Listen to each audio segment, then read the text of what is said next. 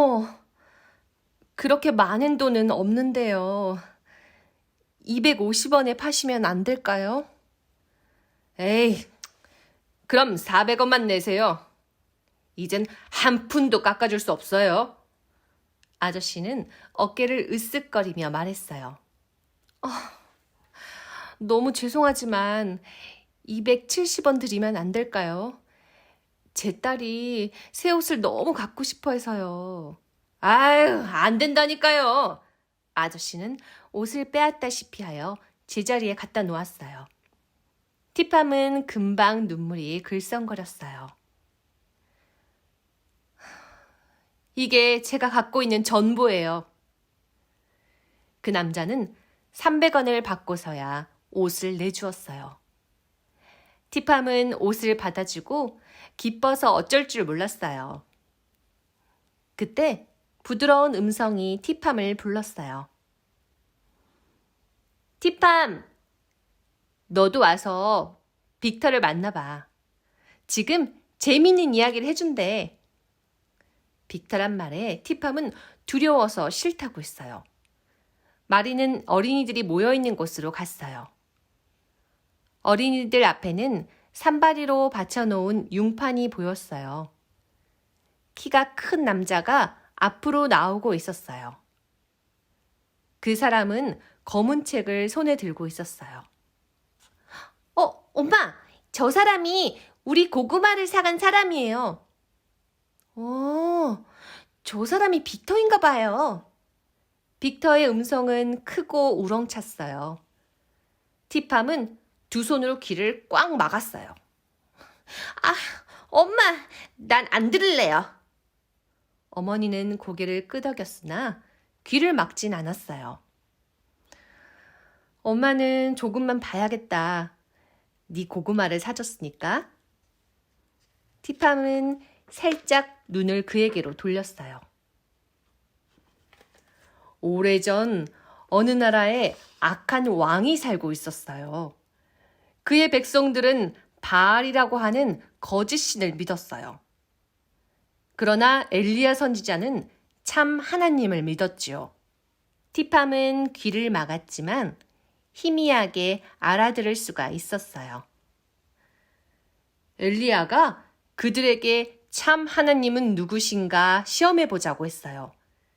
그래서 백성들은 산 위에 올라가 제단을 2개 쌓았어요. 엘리야의 하나님이 참신인지 아니면 그 악한 왕의 신이 참신인지 알아보기 위해서지요. 빅터가 용판에 그림을 붙이고 있을 때 그림들이 어떻게 붙는지 궁금했어요. 요술을 부리는 걸까? 티팜은 귀에 대었던 손을 살그머니 떼었어요. 바알신을 섬기는 사람들이 먼저 소를 잡아 제단에 바치고는 450명의 선지자들이 함께 자기들의 신이 내려와 제단에 있는 재물을 불살라 줄 거를 기도했어요. 하루 종일 춤추고 소리 지르면서 제단 앞에서 기도했어요. 칼로 자기 몸에 상처를 내면서까지 했지만 아무 일도 일어나지 않았어요. 듣고 있던 티팜은 전부 거짓말이야. 하고 중얼거렸어요. 이제 엘리야의 차례가 되었어요. 그는 소를 잡아 제단에 올려놓고 사람을 시켜 물을 12통이나 제단에 붓도록 했어요. 나무들이 모두 물에 흠뻑 젖었고 제단 주위에 파놓은 도랑에도 물이 고였어요. 엘리야는 하나님이 살아계신 분인 것을 저들에게 보여달라고 기도했어요. 그러자 불이 하늘에서 내려왔어요. 제단에 있는 소와 나무, 돌까지도 태웠고 주위 도랑에 고여있던 물까지도 모두 태워버리고 말았어요. 모든 사람은 엘리야의 하나님만이 살아계신 참신인 것을 깨닫게 되었어요. 내가 믿는 하나님이 바로 이분입니다. 하나님은 모든 것을 하실 수 있는 분이며 여러분을 사랑하십니다. 빅터는 힘차게 외쳤어요. 거짓말, 새빨간 거짓말이야. 티팜은 흥분하며 부적을 거머쥐고는 중얼거렸어요. 그 옆에 계신 어머니는 빅터의 말을 귀담아 듣고 계셨지요. 여기 계신 분들 중에서 거짓신을 믿지 않고 지금부터 살아계신 참 하나님을 믿겠다는 분이 계십니까? 주 예수님을 참 하나님으로 여러분의 마음과 생활에 영접하고 싶은 분이 계시다면 앞으로 나오세요. 이 모임이 끝난 뒤 제가 기도해 드리겠습니다. 티팜 어머니는 일어나 한 발자국 앞으로 나갔어요. 엄마! 엄마! 티팜은 공포에 질려 소리쳐 불렀어요. 엄마는 다시 돌아서서는 집으로 향해 천천히 걸어갔어요. 내 생각에는 빅터의 말이 맞는 것 같아. 어머니는 혼자 중얼거리셨어요. 집에 오자마자 어머니는 마술사 남편에게 빅터의 하나님은 부두신보다 더 강하다고 했어요. 에이, 시끄러워! 그만두지 못해? 빅터, 이놈을 처치해버려야지 안 되겠어. 아니, 동네 사람들을 유혹해 가더니 이제는 당신까지. 아버지 오레스틸은 무엇인가 결심을 하는 듯 했어요. 아버지는 빅터를 해치기 위해서 특별한 부적을 만들어야겠다고 생각했어요. 그는 광주리에 들어있는 새 옷을 꺼내보더니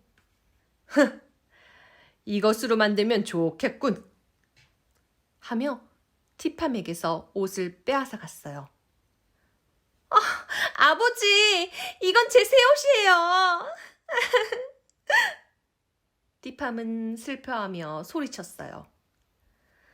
마술사 아버지가 다시 나왔을 때는 티팜의 옷으로 만든 커다란 인형을 갖고 있었어요. 자, 봐라. 빅터의 인형이다. 여기 가슴에 박혀있는 못들을 보아라. 심장을 꿰뚫고 있지? 이 검은 실은 그가 죽을 것을 말해주는 거야. 티팜은 숨을 쉴 수가 없었어요. 너무 두려워서 몸이 움직여지지 않았어요.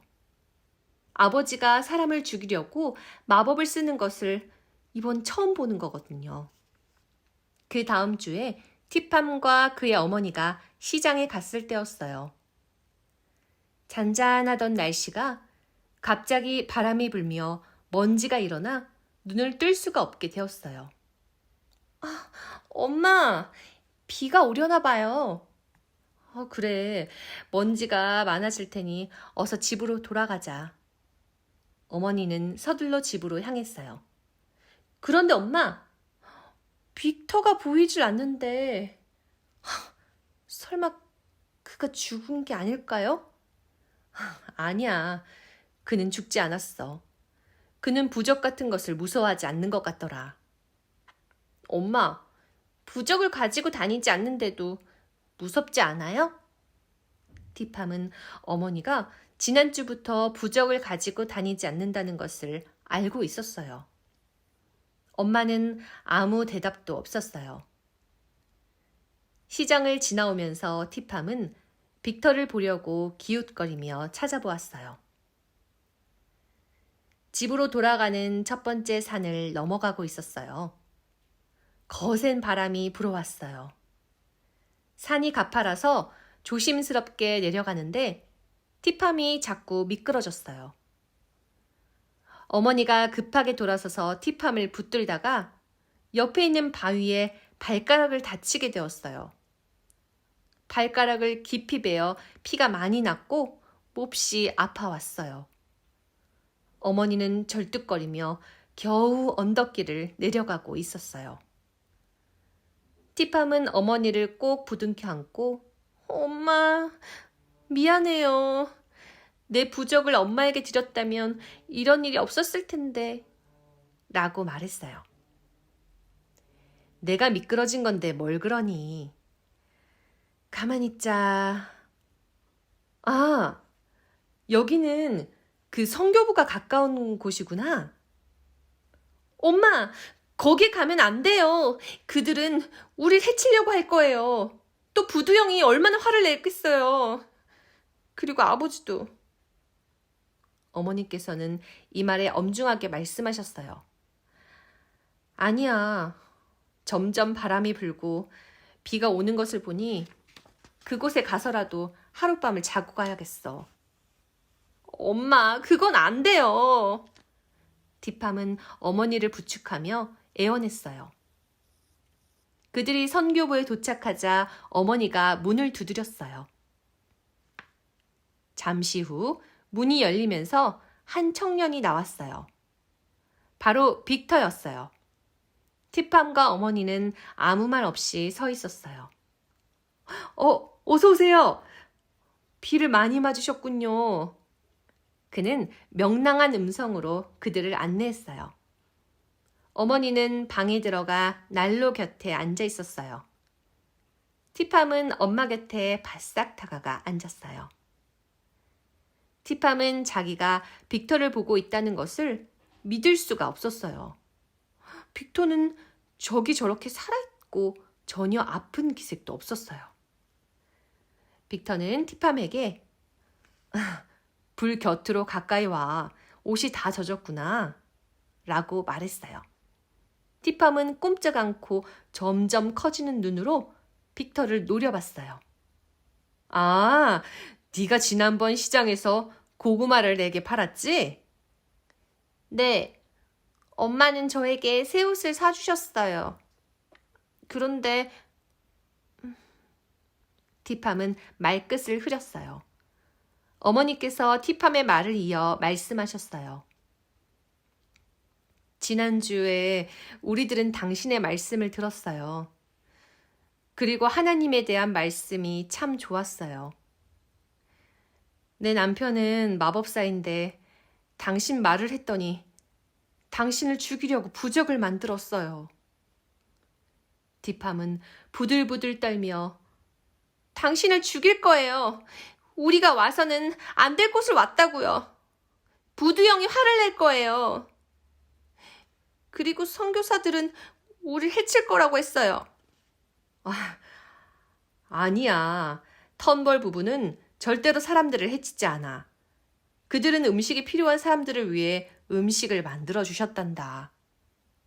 그때 티팜은 내가 넘어지려고 했을 때 엄마가 붙들어 주시느라고 발가락을 다치셨어요. 라고 말했어요. 그래? 어디 한번 볼까요? 빅터는 엎드려 발가락을 들여다보더니 벌떡 일어나 내가 홀트만 할머니를 불러오겠어요. 그분이 다친 발을 치료해 주실 거예요. 빅터는 쏟아지는 비를 맞으며 뛰어나갔어요. 빅터가 나간 뒤 티팜은 비로소 방을 둘러보고 눈에 익은 물건들을 훑어보았어요. 시장에서 본 융판과 산바리가 있었고 또 책상에는 검은 책이 있었어요. 티팜은 목에 걸린 마술 부적을 만지면서 눈을 돌렸어요. 자, 그 다음 이야기는 다음 시간에 또 만나요.